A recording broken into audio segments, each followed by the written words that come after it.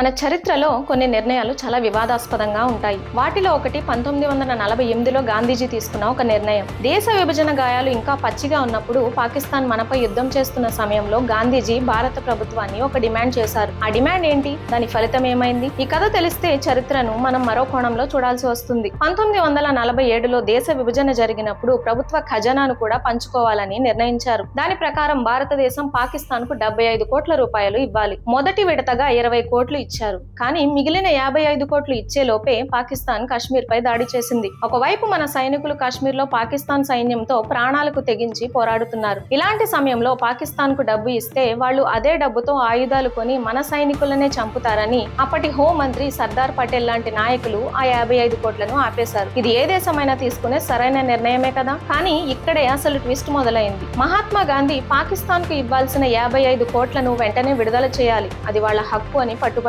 వాళ్ళు మనపై దాడి చేస్తున్నప్పుడు మన శత్రువుకు మనమే డబ్బు ఇవ్వడం ఏంటి అని సైన్యం ప్రభుత్వం వాదించినా ఆయన వినలేదు. హింస అనేది మన కర్తవ్యాన్ని అడ్డుకోకూడదు అని ఆయన అన్నారు. దానికి సైన్యం మా కర్తవ్యం దేశాన్ని రక్షించడం, మా సైనికుల మరణానికి నిధులు సమకూర్చడం కాదు అని బదులిచ్చింది. చివరికి గాంధీజీ తన పంతం నెగ్గించుకోవడానికి నిరాహార దీక్షకు దిగారు. ఆ డబ్బు చెల్లించే వరకు నేను చనిపోయేదాకా దీక్ష చేస్తాను అని ప్రకటించారు. సొంత దేశంపై, సొంత ప్రభుత్వంపై ఇది ఒక రకమైన బ్లాక్మెయిల్ లాంటిదే. గాంధీజీ ప్రాణాల మీదకు వస్తుండడంతో చేసేది లేక భారత ప్రభుత్వం ఆ 55 కోట్లను పాకిస్తాన్ కు విడుదల చేసింది. ఆ డబ్బుతో పాకిస్తాన్ ఏం చేసిందో తెలుసా? మరిన్ని అత్యాధునిక ఆయుధాలను కొని మన సైనికులపైనే ప్రయోగించింది. ఈ దారుణం చూడలేక ఇంకా గాంధీ తీసుకున్న మరెన్నో పాకిస్తాన్ పక్షపాత నిర్ణయాలు భరించలేక సరిగ్గా 15 రోజుల తర్వాత ఇదే కారణాన్ని చూపిస్తూ నాథూరాం గాడ్సే గాంధీజీని హత్య చేశాడు. నాథూరాం గాడ్సే చేసిన పనిని సమర్థించడం లేదు, కానీ గాంధీ మన భారతదేశానికి చేసిన అన్యాయాన్ని విస్మరించలేము. గాంధీజీ తీసుకున్న ఈ నిర్ణయాన్ని మీరేమంటారు? ఇది ఆయన అహింసా సిద్ధాంతమా, లేక దేశ భద్రతను పణంగా పెట్టిన అనాలోచిత నిర్ణయమా?